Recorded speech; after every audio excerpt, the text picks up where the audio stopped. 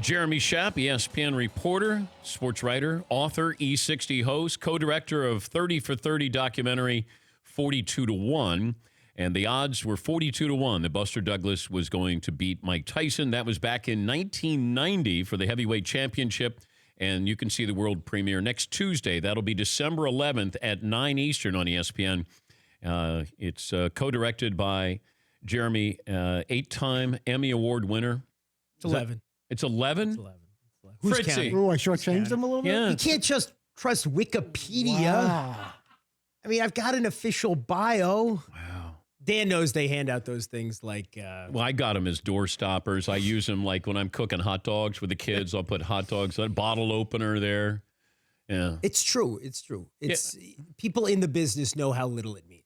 We really, really care. Well, you care because other people care. Yes. Right. But we were nominated. This show, believe it or not, was nominated. Now, we acted... I didn't know that. Yeah. We acted like we were up against SportsCenter. Okay. So we acted... It was really important leading up to it. And then when we lost, and then we acted like it didn't mean anything. Of course. Yeah. Of course. It's one of those things. You'd rather win than lose. But if you lose, it's easy to diminish the significance of the award. I just want to... I'm okay with being nominated and losing. You are? Yeah. Well... I mean, I've seen you nominated a lot. Yeah. Yeah. And I've lost a lot.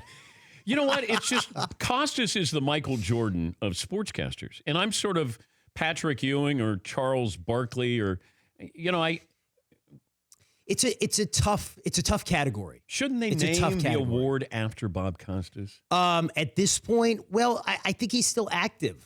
So, I mean, it's like, do you want it? Don't you? Shouldn't there be a rule like you got to be retired for 6 years before they name the award after you?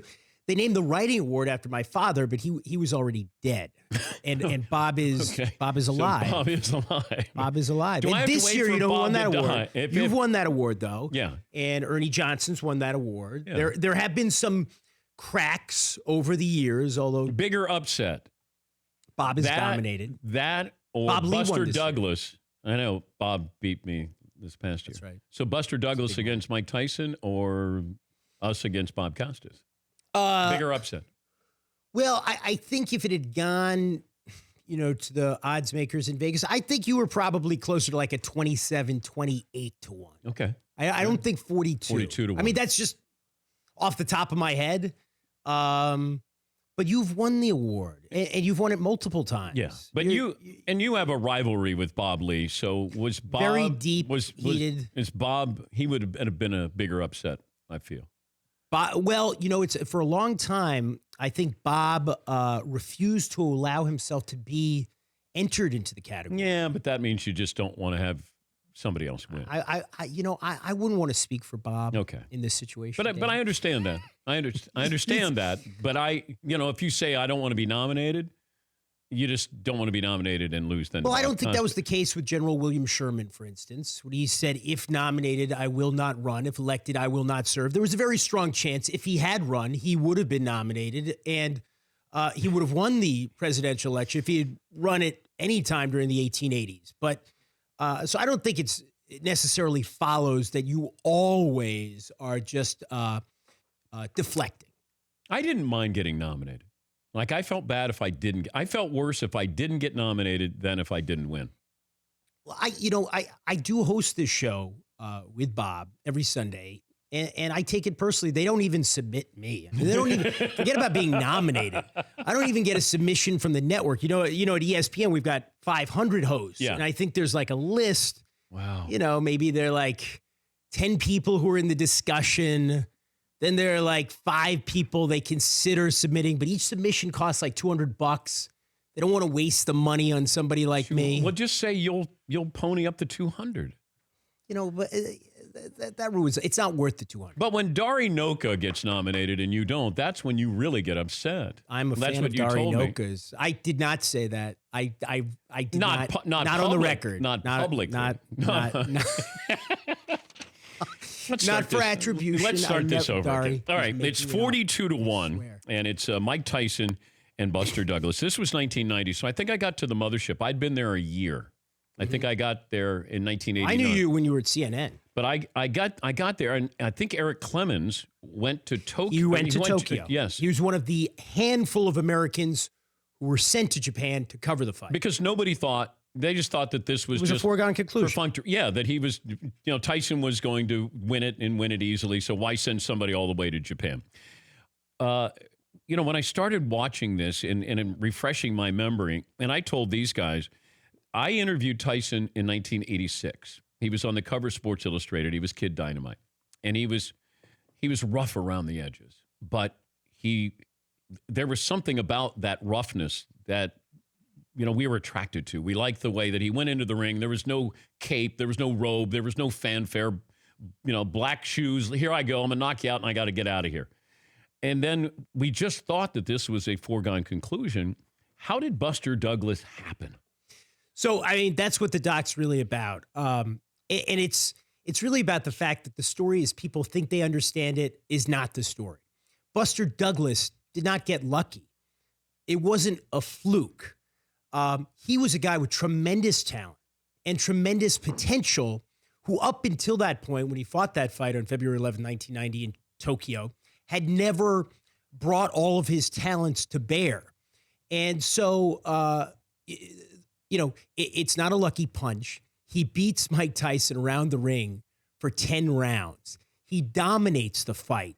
Other than the 8th round where he gets knocked down, he probably wins all of the other rounds.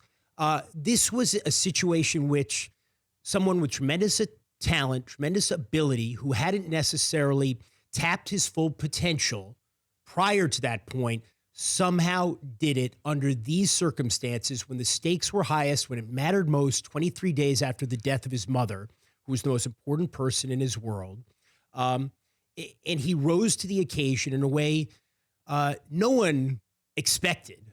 No one could have possibly foreseen. And he fashions this transcendent upset, which I don't think has ever really been appreciated for how remarkable it was.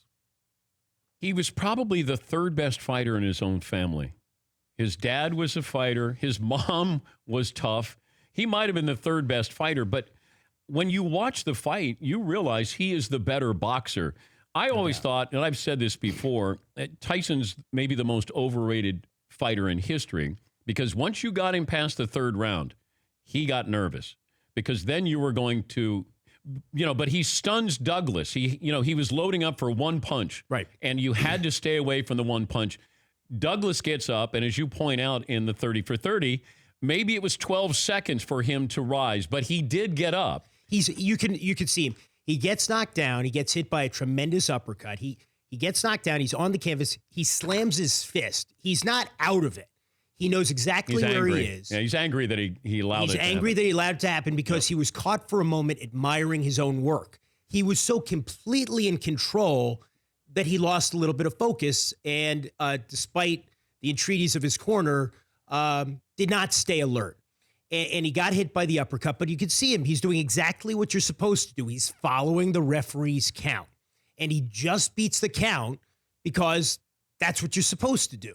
You're supposed to take your time. And he gets up, the 8th round ends, and then the 9th round ensues, and it's one of the great rounds in the annals of heavyweight. Yeah, and you have analysts there, you have writers who said that 9th round might have been the best round in boxing history. It's unbelievable. And then the 10th round, you can see Buster Douglas. He has gotten his confidence back, and he's even describing it, and he's going thump, thump, thump, thump. Like he knew that it's coming. It's coming. It's coming. Boom. He catches Tyson. He'd been chopping at him, for 10 rounds, wearing him down. Remember, Mike's got a huge his eye is swollen. His eye is swollen, nearly shut. I think it was his left eye. But the fact that they didn't bring the proper medical equipment because they didn't think Tyson was going to get hurt. Thought it was going to be over in 2 rounds. They put a plastic glove with ice in it and put it on Tyson's eye. There had been a school of thought for a long time that it was not a rubber glove, but in fact a condom. But in fact, that wasn't true. Aaron Snowell, who was in Tyson's corner for that fight, said it was a rubber glove, but they did not have an end swell. Of course, I've talked to Mike about this over the years, too. He says that wouldn't have made any difference whatsoever. It had nothing to do with the outcome. That Buster was... Did he... I think there was a thought that Tyson wasn't really taking care of himself leading into that fight, that he sort of was mailing it in. Was that fair? It's totally fair. I think Buster was still the better boxer that night. There's no doubt he was the better boxer that night. There's no doubt that Buster he's a better athlete than Mike Tyson. As physically, as a presence, he's a much bigger man. Yeah. 6'4" as opposed to 5'9", 5'10". He outweighed him by about 8 or 9 pounds in that fight. But I mean, Tyson couldn't get to him at all. And look, I think it's one of those situations. Buster Douglas at his absolute best, which we did not see very often, arguably only in this one fight. Buster Douglas at his absolute best against Mike Tyson at his absolute best, that's even money. That's not 42-1. We just, at that point, had elevated Mike Tyson to this pedestal where he was considered legitimately by learned boxing people the greatest fighter who'd ever walked the face of the planet based on, 5 years of professional work at that point. Did anybody call this upset? The only person who predicted it, he's in the film, but we don't get into the prediction, is Tim May from the Columbus Dispatch, who had covered Buster literally from his first professional fight. And Buster from Columbus. So I think Tim May really did think that he was going to win. Tim May, the great sports writer in Columbus, still there. Just announced his retirement last week. But it's discounted a little bit by some people because he is the hometown guy. What if Tyson doesn't lose that fight? It's a different world. It's certainly, he goes on to fight Evander Holyfield later that year. Who knows what happens in that situation? We know that Holyfield would beat him in 96 and then beat him in 97 with the bite. The entire, that's what's different about boxing too. Unlike every other sport, everything is contingent upon the last title fight. That, it's not like golf or tennis where no matter what, you've got the Masters next year, the PGA. Everything is a domino effect. And who knows what would happen. If Mike wins that fight, does somebody eventually figure out the key is standing up to him, bullying him back, getting physical with him, working the jab? Obviously, eventually, everybody except Marciano and Mayweather at some point, meets that end. But it could have been years and years and years. I mean, he was. That's one of the things in the film that was fun, going back and exploring where Mike Tyson was in the cultural firmament at that point. And there was nobody close. I mean, you were part of that. I mean, you saw that up close. I mean, he was the most famous, popular athlete on the planet. And there's this kind of innocence about him at that point. Like you see that Good Morning America interview that we show a clip from where, you think it's Mr. Rogers, not Mike Tyson. He's still trying to figure out exactly who he is. When I interviewed him in the Catskills at Cus D'Amato's house, and he came down with a pair of sunglasses on that were reminiscent of Jim McMahon's.